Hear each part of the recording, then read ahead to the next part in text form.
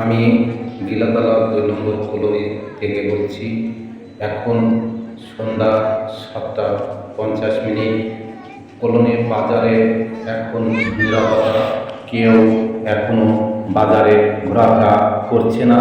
সবাই পবিত্র রমজান উপলক্ষে তারাবি নামাজ পড়ার জন্য মসজিদে মসজিদে চলে যাচ্ছে, মসজিদের দিকে অগ্রসর হচ্ছে। যারা এখনো দোকান বন্ধ করেনি তারা দোকান বন্ধ করার জন্য ব্যস্ত হয়ে পড়েছে। আমি গাজী আহমেদ ২ নম্বর কলোনি বাজার, জাহানাবাদ ক্যান্ট, খুলনা থেকে বলছি। সবাই ভালো থাকবেন।